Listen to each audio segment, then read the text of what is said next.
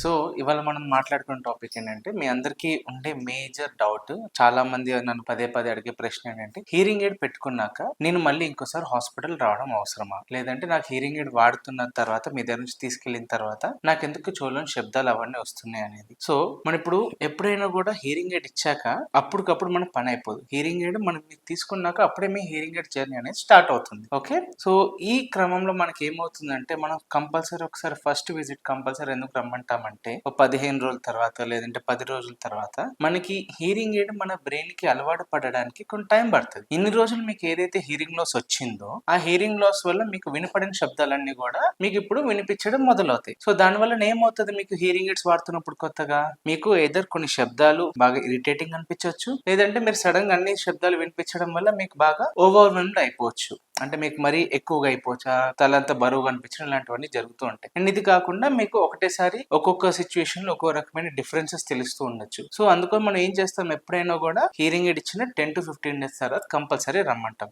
చాలా మంది ఏం చేస్తారు, ఇది నెగ్లెక్ట్ చేయడం వల్ల ఏమవుతుందంటే ఆ డిస్కంఫర్ట్స్ అలానే క్యారీ అవుతూ ఉంటే దాని వలన హీరింగ్ ఎయిడ్ వాడడం అనేది మీరు మానేస్తారు. ఆబ్వియస్లీ ఎవరికైనా అన్కంఫర్టబిలిటీ అనేది ఉంటే మానేయడం అనేది జరుగుతుంది. కానీ మీరు ఎప్పుడైతే మీకు అన్కంఫర్ట్స్ వస్తున్నాయి, మీరు అవి గుర్తుంచుకోగలుగుతున్నారో మీరు వచ్చి చేయించుకోవడం చాలా ఇంపార్టెంట్. ఓకేనా, సో ఎప్పుడైనా కూడా హీరింగ్ ఎయిడ్ ఫాలో అప్ అనేది చాలా ఇంపార్టెంట్. హీరింగ్ ఎయిడ్ తీసుకోగానే పని అయిపోదు. హీరింగ్ ఎయిడ్ తీసుకున్నాక మీరు కంపల్సరీ ఫాలో అప్ కి వెళ్ళాల్సిందే.